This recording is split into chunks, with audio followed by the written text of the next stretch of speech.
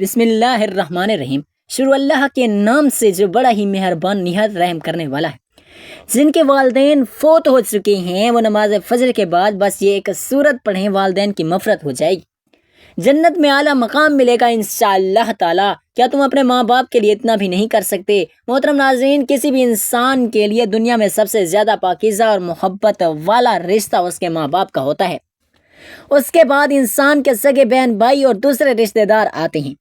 اس دنیا میں تعلق یا رشتے کسی بھی انسان کے لیے اولین ترجیح ہوتے ہیں، جبکہ کچھ رشتے تو ہماری زندگی کے لیے ایسے اہم اور لازم و ملزوم بھی ہو جاتی ہیں کہ ان کے بغیر زندگی گزارنا ناممکن اور مشکل ہو جاتا ہے۔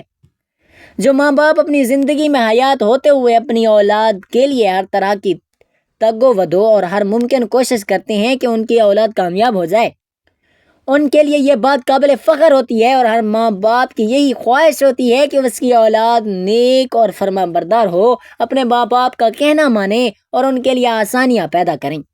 جو اولاد نیک اور فرما بردار ہوتی ہے وہ اپنے والدین کے لیے بخشش کا سبب بنتی ہے، کیونکہ نیک اور فرما بردار اولاد والدین کی وفات کے بعد ان کے لیے مختلف وظائف اور ذکر و اذکار کر کے ان کی روحوں کو بخش دیتی ہے، جس سے ان کے والدین کی آخری زندگی آسان ہو جاتی ہے، ان کے درجات بلند ہو جاتے ہیں۔ اس طرح ہمارا آج کا وظیفہ بھی والدین کی وفات کے بعد ان کے لیے بخشش کا ذریعہ بنتے ہوئے ایک بہت ہی پیاری صورت کا وظیفہ ہے۔ جو شخص بھی 1 محرم سے 10 محرم تک نماز فجر کے بعد یہ ایک صورت پڑھ لیتا ہے اس کے والدین کی مغفرت کر دی جائے گی، ان کو جنت میں اعلیٰ مقام ملے گا۔ تو جن لوگوں کے والدین اس دنیا سے وفات پا چکے ہیں ان کو چاہیے کہ وہ اس صورت نماز فجر کے بعد تلاوت کر کے ان کو بخشش کا مغفرت کا ذریعہ بنے۔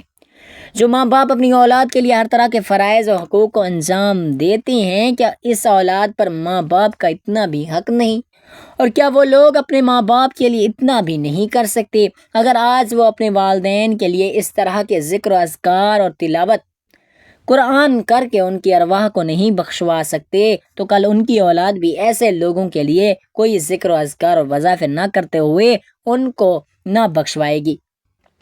تو ناظرین، آج کے وظیفہ جو والدین کی مغفرت کے لیے ایک صورت کا وظیفہ ہے، آپ نے اس کو لازمی کرنا ہے تاکہ آپ کے والدین کی مغفرت ہو جائے، ان کے درجات بلند ہو جائیں، ان کو جنت میں اعلیٰ مقام مل جائے۔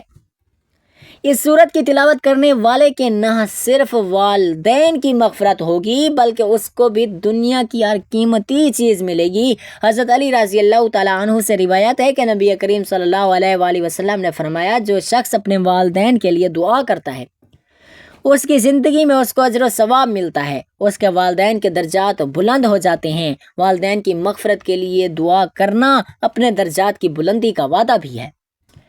جو آپ اپنے والدین کے لیے دعا کرتی ہیں تو اللہ تعالیٰ آپ کے اعمال کو بھی قبول کرتا ہے۔ اس طرح والدین کی مغفرت کے لیے دعا کرنے سے اللہ ان کے گناہوں کو معاف کر دیتے ہیں اور ان کی آخری منزل کو بہتر بنا دیتے ہیں، ان کے لیے جنت میں اعلیٰ مقام کا انتظام کیا جاتا ہے۔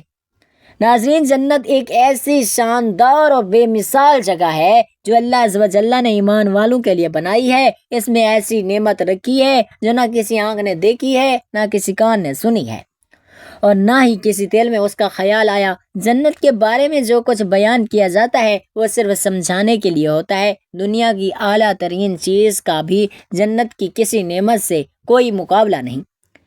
لیکن اب سوال یہ ہے کہ کیا انسان کی نہ ختم ہونے والی زندگیوں میں بھی ہمارے یہ اہم اور پاکیزہ رشتے کیا ہمارے ساتھ ہوں گے؟ یعنی جنت میں یہ سوال اکثر ہمارے ذہنوں میں آتا ہے۔ اس دنیا میں ہمارا سب سے عظیم رشتہ ہمارے ماں باپ کا ہے، یعنی ہمارا سب سے عظیم رشتہ ہماری ماں کا ہے، یعنی ہماری ماں کیا جنت میں بھی ہمارے ساتھ ہوگی؟ اس سوال کا جواب احادیث کی روشنی میں جاننے کی کوشش کرتے ہیں۔ احادیث میں ہے کہ جب کوئی روح علیین میں پہنچتی ہے تو وہاں پر موجود روحیں اس سے ملنے آتی ہیں اور دنیا میں اپنے رشتہ داروں کے بارے میں معلوم کرتی ہیں۔ اس طرح سے جب کوئی انسان مرنے کے بعد علیین میں پہنچتا ہے تو اس کے رشتہ دار اس سے ایسے ملتے ہیں جیسے کسی دور دراز سے آنے والے مسافر سے ملاقات کی جاتی ہے، اور دونوں آپس میں مل کر بہت زیادہ خوش ہوتے ہیں۔ ارشاد باری تعالیٰ ہے، اے میرے بندو، آج تم پر کوئی خوف طاری نہ ہوگا اور نہ تم غمگین ہوگے، میرے وہ بندے جو میری آیتوں پر ایمان لائے اور فرمایا فرما بردار رہے تھے، تم بھی اور تمہاری بیویاں بھی خوشی سے چمکتے چہروں کے ساتھ جنت میں داخل ہو جاؤ۔ ان کے آگے سونے کے پیالے گلاس سے گردش میں لائے جائیں گے، اور اس جنت میں ہر وہ چیز ہوگی جس کی دلوں کو خواہش ہوگی، جس میں آنکھ کو لذت حاصل ہوگی۔ ان سے کہا جائے گا اس جنت میں تم ہمیشہ رہو گے۔ محترم ناظرین، ان آیات سے یہ ثابت ہوتا ہے کہ جنتی مردوں کی بیویاں بھی جنت میں ان کے ساتھ ہوں گی اور ایک ساتھ ہی جنت میں رہیں گی۔ وہاں جنت میں انہیں ہر وہ چیز مہیا کی جائے گی جس کی وہ خواہش کریں گے۔ حضرت ابو ہریرہ رضی اللہ تعالیٰ عنہ سے روایت ہے کہ رسول کریم صلی اللہ علیہ وآلہ وسلم نے ارشاد فرمایا، جس وقت مومن بندہ مرنے کے قریب ہوتا ہے تو رحمت کے فرشتے سفید ریشمی کپڑا لے کر آتے ہیں اور روح سے کہتے ہیں کہ نکل جا، تو اللہ سے رضامند ہے اور اللہ تجھ سے رضامند ہے، اللہ تعالیٰ کی رحمت کی جانب اور اپنے پروردگار کی جانب جو کہ غضبناک نہیں ہے۔ پھر وہ روح اس طرح تر حالت میں نکل جاتی ہے جس طرح کہ عمدہ خوشبودار مشک، اور فرشتے ہاتھ پر اسے اٹھائے ہوئے آسمان کے دروازوں پر لے جاتے ہیں، اور آسمان والے فرشتے کہتے ہیں کیا عمدہ خوشبو ہے جو کہ زمین سے آئی ہے۔ پھر اس کو اہل ایمان کی ارواح کو بچھڑے ہوئے لوگوں سے ملا دے، اور وہ ارواح خوش ہوتی ہے، اور یہ خوشی اس خوشی سے بھی زیادہ ہوتی ہے جو کسی بچھڑے ہوئے کی آمد سے انسان کو میسر آتی ہے۔ پھر وہ پہلے سے موجود مومن اس نئے آنے والے سے دریافت کرتے ہیں کہ فلاں فلاں آدمی آج کل کہاں ہے، فلاں فلاں آدمی کا کیا ہوا، یعنی جس شخص کو دنیا میں چھوڑ کر گئے تھے اب وہ کس طرح کے کاموں میں مشغول ہے۔ پھر انہی سے چند روحیں آپس میں ایک دوسرے سے کہتی ہیں ابھی ٹھہر جاؤ اور اسے چھوڑ دو کیونکہ یہ دنیا کے غم میں مبتلا تھا۔ یہ روح پوچھتی ہے کیا وہ شخص ابھی تم لوگوں کے پاس نہیں پہنچا، وہ تو کب کا مر چکا تھا۔ اس پر وہ روحیں کہتی ہیں کہ پھر وہ تو جہنم میں گیا ہوگا۔ محترم ناظرین، پیارے نبی حضرت محمد مصطفیٰ صلی اللہ علیہ وآلہ وسلم نے فرمایا کہ تمہارے اعمال تمہارے ان رشتہ داروں اور خاندان والوں کے سامنے جو آخرت یعنی عالم برزخ میں ہیں پیش کیے جاتے ہیں۔ اگر نیک عمل ہوں تو وہ خوش ہوتے ہیں اور وہ کہتے ہیں کہ اللہ آپ کا فضل اور رحمت ہے، بس اپنی یہ نعمت اس پر پوری کیجیے گا اور اس پر اس کو موت دیجیے۔ اور اس طرح ان پر گنہگار شخص کا عمل پیش ہوتا ہے تو وہ کہتے ہیں اے اللہ اس کے دل میں نیکی ڈال دے جو تیری رضا اور قرب کا سبب بن جائے۔ مختلف روایات سے معلوم ہوتا ہے کہ جنت میں مختلف رشتہ دار ایک دوسرے کو پہچانتے ہوں گے، ایک دوسرے سے ملتے جلتے رہیں گے، اور ان میں سے بعض کو ساتھ رکھا جائے گا۔ سورۃ الطور کی آیت نمبر 21 میں اللہ سبحانہ وتعالیٰ کا فرمان ہے، اور جو لوگ ایمان لائے اور ان کی اولاد نے بھی ایمان میں اس کی پیروی کی تو ان کی اولاد کو ہم انہی کے ساتھ شامل کر دیں گے، ان کے عمل میں کسی چیز کی کمی نہیں کریں گے۔ حضرت ابن عباس رضی اللہ تعالیٰ عنہ سے مروی ہے کہ بے شک اللہ مومنوں کی آنکھ کو ٹھنڈا کرنے کے لیے اس کی اولاد کو ان کے اصل مقام بلند کر کے اس کے پاس اس کے درجے میں پہنچا دیں گے، اگر سے یہ اولاد اپنے اعمال کے اعتبار سے اس درجے تک نہ پہنچتی ہو۔ پھر آپ صلی اللہ علیہ وآلہ وسلم نے یہ آیت تلاوت فرمائی، اور جو لوگ ایمان لائے ہیں اور ان کی اولاد نے بھی ایمان میں اس کی پیروی کی۔ اس سے معلوم ہوتا ہے کہ انسانوں کی اولاد کو اس کے مطابق ان کے ساتھ ہی رکھا جائے گا۔ جو لوگ جنت میں جائیں گے تو یقیناً یہ وہ لوگ ہوں گے جنہوں نے اس دنیا میں نیک اعمال کیے ہوں گے، جبکہ ایسے لوگ بھی ہوں گے جنہوں نے گناہ کیے ہوں گے لیکن اپنے گناہوں پر شرمندہ ہو کر اس دنیا میں ہی اللہ سے معافی مانگ لی ہو اور صدقے دل سے توبہ اور استغفار کر لیا ہو تو اللہ تعالیٰ ان کو معاف فرما کر جنت میں داخل کر دے گا، جہاں اللہ عز و جل ان کی خواہش پوری فرما دے گا۔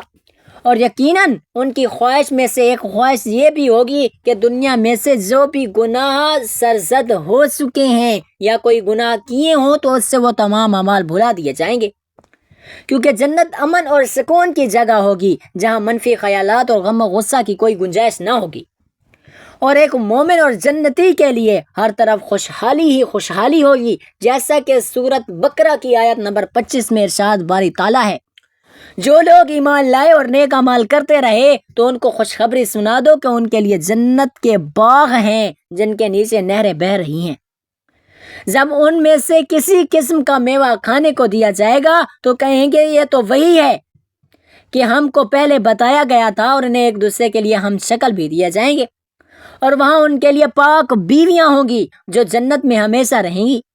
ایک اور حدیث میں رسول اللہ صلی اللہ علیہ وآلہ وسلم نے ارشاد فرمایا، جب اہل جنت میں داخل ہوں گے اور ان میں سے کسی کو اپنے بھائیوں اور رشتہ داروں سے ملنے کی خواہش ہوگی تو اس کا بستر اسے اڑا کر ان کے بستروں کے برابر پہنچا دے گا، اور پھر دونوں تکیہ لگا کر دنیا میں گزرے ہوئے دنوں کے بارے میں باتیں کرنے لگیں گے۔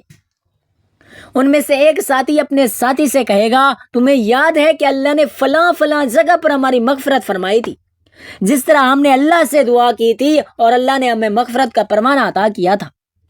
رسول کریم صلی اللہ علیہ وآلہ وسلم کی ذات مبارک کے بارے میں متعدد احادیث مبارکہ میں بیان کیا گیا ہے کہ آپ صلی اللہ علیہ وآلہ وسلم انتہائی شگفتہ مزاج تھے اور نرمی اور محبت سے بات کیا کرتے تھے، تاہم کئی بار آپ صلی اللہ علیہ وآلہ وسلم بے اختیار ہنس بھی دیتے تھے، مگر یہ اس وقت ہوتا جب آپ صلی اللہ علیہ وآلہ وسلم آخرت کے حالات بیان فرما رہے ہوتے۔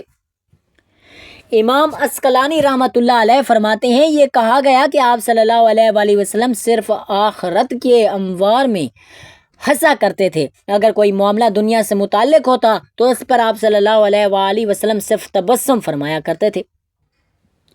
نبی کریم صلی اللہ علیہ وآلہ وسلم نے ایک بار صحابہ کرام رضی اللہ تعالیٰ عنہ یہ آگاہی کیا کہ روز محشر جب کسی کو جہنم سے نکال کر جنت میں بھیجا جائے گا تو اس کی حالت کیا ہوگی۔ اس پر آپ صلی اللہ علیہ وآلہ وسلم نے ہنس کر واقعہ احوال بیان کیا۔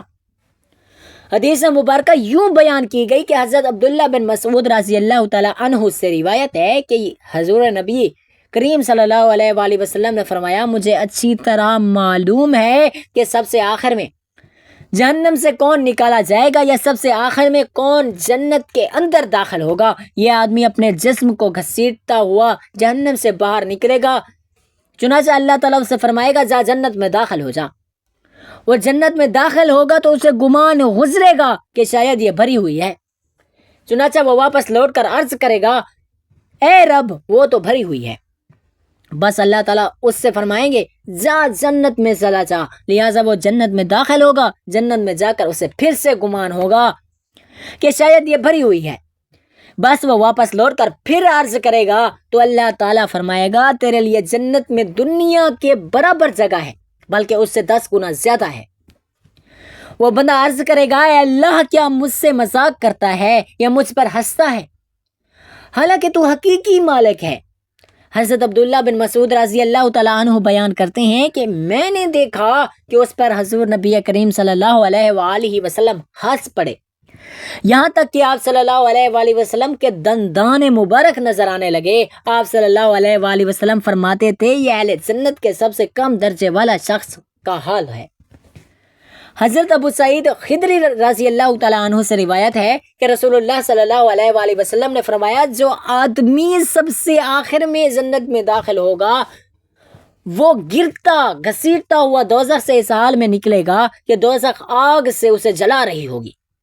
پھر جب وہ دوزخ سے نکل کر جائے گا تو پھر دوزخ کی طرف پلٹ کر دیکھے گا اور دوزخ سے مخاطب ہو کر کہے گا کہ بڑی بابرکت ہے وہ ذات جس نے مجھے تجھ سے نجات دی، اور اللہ تعالیٰ نے مجھے وہ نعمت عطا فرمائی کہ اولین اور آخرین میں سے کسی کو بھی وہ نعمت عطا نہیں فرمائی۔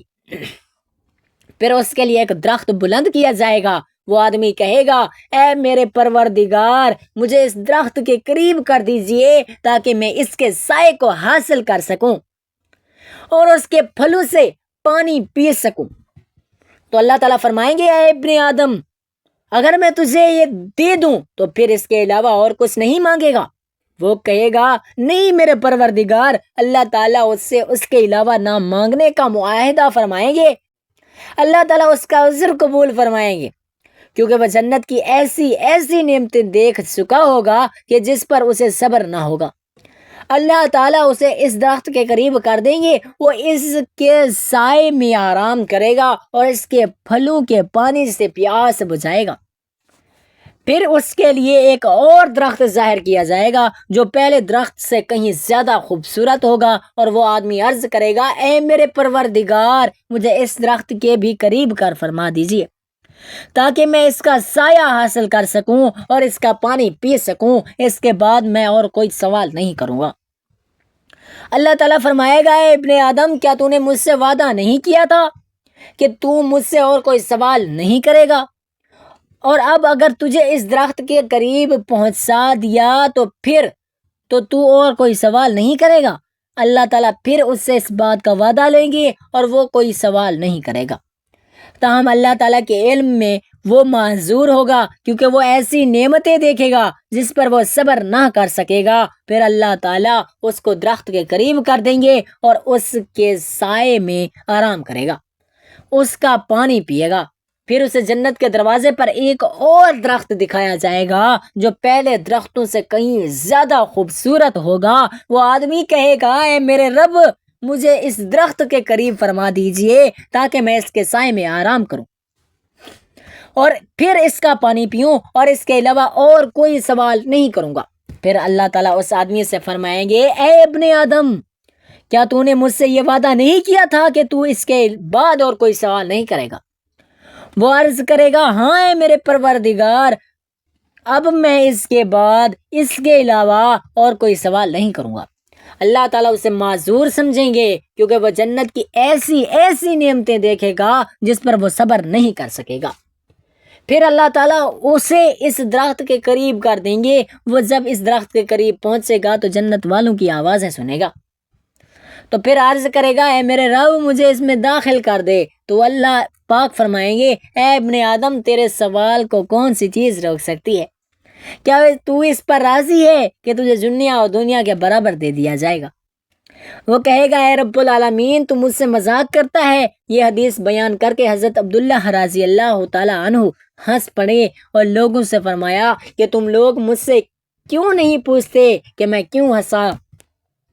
لوگوں نے کہا، آپ کس وجہ سے ہنسے؟ فرمایا، رسول اللہ صلی اللہ علیہ وآلہ وسلم اس طرح ہنسے تھے۔ فرمایا، اللہ رب العالمین کے ہنسنے کی وجہ سے جب وہ آدمی کہے گا کہ آپ رب العالمین ہونے کے باوجود مجھ سے مذاق فرما رہے ہیں، تو اللہ پاک فرمائیں گے کہ میں تجھ سے مذاق نہیں کرتا مگر جو چاہوں کرنے پر قادر ہوں۔ محترم ناظرین، والدین کے لیے مغفرت فرمائیں۔ ماں باپ سے بے پرواہی برتنا خدا کی ناشکری ہے۔ حدیث نبوی ہے، مرنے کے بعد مردے کو 3 چیزیں فائدہ پہنچاتی ہیں۔ نمبر 1 صدقہ جاریہ، نمبر 2 پھیلایا ہوا علم، نمبر 3 صالحہ اولاد کی دعائیں۔ حضرت زاہم رضی اللہ تعالیٰ عنہ کے محبوب نبی کریم صلی اللہ علیہ وآلہ وسلم کے پاس آئے اور فرمایا، رسول اللہ صلی اللہ علیہ وآلہ وسلم، میرا ارادہ ہے کہ میں آپ صلی اللہ علیہ وآلہ وسلم کے ہمراہ جہاد میں شرکت کروں، اور اسی لیے آیا ہوں کہ آپ صلی اللہ علیہ وآلہ وسلم سے اس معاملے میں مشورہ لوں اور فرمائیے کیا حکم ہے۔ حضرت محمد مصطفیٰ صلی اللہ علیہ وآلہ وسلم نے ان سے پوچھا، تمہارے والدہ زندہ ہیں؟ زاہم رضی اللہ تعالیٰ عنہ نے کہا، جی ہاں، زندہ ہیں۔ حضرت نبی کریم صلی اللہ علیہ وآلہ وسلم نے ارشاد فرمایا، تو پھر تم انہی کی خدمت میں لگے رہو، کیونکہ جنت ان کے قدموں میں ہے۔ رضائی ماں کے ساتھ بھی اچھا سلوک کیجئے، ان کی خدمت کیجئے اور ادب و احترام سے پیش آئیے۔ حضرت ابو طفیل رضی اللہ تعالیٰ عنہ کہتے ہیں، میں نے زارانہ کے مقام پر رسول اللہ صلی اللہ علیہ وآلہ وسلم کو دیکھا کہ آپ صلی اللہ علیہ وآلہ وسلم گوشت تقسیم فرما رہے ہیں۔ اتنے میں ایک خاتون آپ صلی اللہ علیہ وآلہ وسلم کے خدمت میں حاضر ہوئی۔ آپ صلی اللہ علیہ وآلہ وسلم نے ان کو چادر بچھا دی اور اس پر وہ بیٹھ گئیں۔ میں نے لوگوں سے پوچھا، یہ کون صاحبہ ہیں؟ لوگوں نے بتایا، یہ آقا کریم صلی اللہ علیہ وآلہ وسلم کی وہ ماں ہیں جنہوں نے آپ صلی اللہ علیہ وآلہ وسلم کو دودھ پلایا تھا۔ والدین کی وفات کے بعد ان کا خیال رکھیے، ان کے ساتھ نیک سلوک کرنے کے لیے چاق و چوبند رہیے، ماں باپ کے لیے مغفرت کی دعائیں کرتے رہیں۔ تو ناظرین، وقت کی نزاکت کو مد نظر رکھتے ہوئے وظیفے کی جانب چلتے ہیں۔ وظیفے میں آپ نے وہ کون سی صورت پڑھنی ہے اور کس طرح پڑھنی ہے جس کی والدین کی مغفرت ہوگی، ان کے درجات بلند ہوں گے اور ان کو جنت میں اعلیٰ مقام ملے گا۔ تو ناظرین، سب سے پہلے آپ نے نماز فجر ادا کرنی ہے۔ نماز فجر ادا کرنے کے بعد حضور پاک صلی اللہ علیہ وآلہ وسلم کی ذات اقدس پر درود پاک کا نذرانہ پیش کرنا ہے۔ ثواب کے طور پر ایک مرتبہ میرے ساتھ بھی پڑھ لیں۔ اللہم صلی علی محمد وعلی آل محمد کما صلیت علی ابراہیم وعلی آل ابراہیم انک حمید مجید۔ اللہم بارک علی محمد وعلی آل محمد کما بارکت علی ابراہیم وعلی آل ابراہیم انک حمید مجید۔ درود پاک پڑھنے کے بعد آپ نے ایک مرتبہ سورۃ فاتحہ کی تلاوت کرنی ہے۔ ایک مرتبہ سورۃ فاتحہ پڑھنے کے بعد آپ نے 3 بار سورۃ اخلاص پڑھنی ہے۔ اس کے بعد اتنا ہی درود پاک پڑھنا ہے جتنا وظیفہ شروع کرنے سے پہلے پڑھا تھا، اور پھر آخر میں اپنے والدین کی بخشش کے لیے دعا کرنی ہے۔ حضرت عبداللہ بن عباس رضی اللہ تعالیٰ عنہ سے روایت ہے کہ نبی کریم صلی اللہ علیہ وآلہ وسلم نے فرمایا، جو شخص اپنے والدین کے لیے دعا کرتا ہے اللہ تعالیٰ ان کی مغفرت فرما دیتا ہے، ان کے درجات بلند کرتا ہے۔ تو والدین کی مغفرت کے لیے دعا کرنی ہے۔ اس سے نہ صرف والدین کی روح کو سکون ملتا ہے بلکہ اللہ تعالیٰ دعا کرنے والوں کی زندگی میں بھی سکون، خوشی اور اطمینان لاتا ہے۔ حضرت ابو ہریرہ رضی اللہ تعالیٰ عنہ فرماتے ہیں کہ جب تم اپنے والدین کے لیے دعا کرتے ہو تو اللہ تعالیٰ تمہیں دنیا میں راحت اور خوشی دیتے ہیں اور تمہارے رزق میں برکت ڈال دیتے ہیں۔ آپ جب اپنے والدین کے لیے دعا کرتے ہیں تو اللہ تعالیٰ کی طرف سے آپ کی دعا قبول ہونے کے امکانات بڑھ جاتے ہیں، کیونکہ والدین کے لیے دعا کرنا ان کے درجات کی بلندی کا ذریعہ ہے۔